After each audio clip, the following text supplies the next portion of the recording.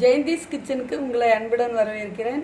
இன்றைக்கி நாம் பார்க்க போகிற டிஷ்ஷு என்னன்னு கேட்டிங்கன்னா பூண்டு டிலைட். பூண்டு டிலைட் செய்ய 10 தக்காளி கட் பண்ணி வச்சுக்கணும். 3 முழு பூண்டு கட் பண்ணி வச்சுக்கணும், உளிச்சு கட் பண்ணி வச்சுக்கணும். கடுகு 1 ஸ்பூனு, எண்ணெய் தேவையான அளவு, 1 ஸ்பூன் கடலப்பருப்பு, 1 ஸ்பூன் உளுத்தம்பருப்பு, 1 கைப்பிடி அளவு கொத்தமல்லி கீரை, இஞ்சி கொஞ்சம் சின்ன பீஸ் எடுத்துக்கோங்க, உப்பு தேவையான அளவு. நம்ம சேனலை ஃபஸ்ட்டு பார்க்குறவங்க சப்ஸ்கிரைப் பண்ணுங்கள், பக்கத்தில் இருக்கிற பெல் பட்டன் அழுத்துங்க. வாங்க பூண்டு டிலைட் எப்படி செய்கிறதுன்னு பார்க்கலாம். நம்ம ஃபஸ்ட்டு தக்காளி, கொத்தமல்லி கீரை, இஞ்சி இது 3ஐயும் போட்டு மிக்சியில் நல்லா அரைச்சிக்கலாம்.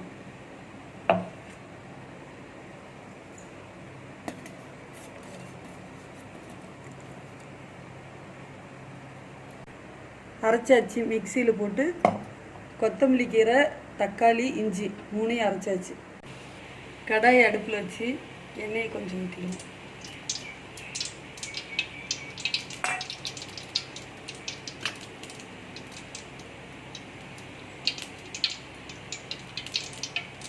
எண்ணெய் காஞ்சிடுச்சு, கடுகு போட்டுக்கணும்.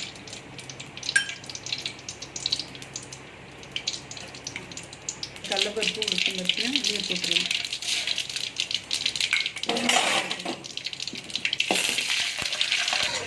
பொன்னிறமாக வந்துருச்சு, பூண்டு போட்டுக்கணும்.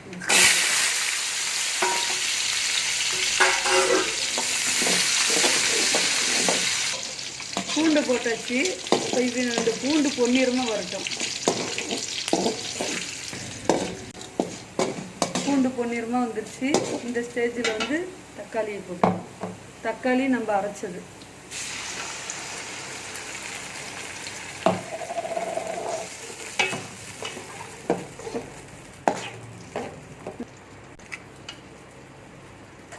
கொதி வர்ற வரையும் வெயிட் பண்ணிக்கலாம். இதுலேயே மிளகாத்தூளும் ஒன்று போட்டுக்கலாம்.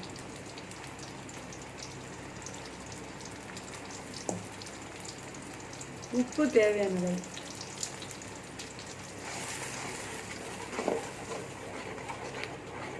நல்லா கொதிச்சு வரட்டும். ஒரு 5 நிமிஷம் கொதிக்கட்டும். அவ்வளோதாங்க, பூண்டு டிலைட் ரெடி ஆயிடுச்சு. இது சப்பாத்திக்கு, தோசைக்கு, இட்லிக்கு, சாதத்துக்கு எல்லாத்துக்கும் சைடிஷ்ஷாக இருக்குங்க. செஞ்சு பாருங்கள், சூப்பராக இருக்கும். நம்ம சேனல் பிடிச்சிருந்தா லைக் பண்ணுங்கள், ஷேர் பண்ணுங்கள், சப்ஸ்கிரைப் பண்ணுங்கள், பக்கத்தில் இருக்கிற பெல் பட்டனை அழுத்துங்க.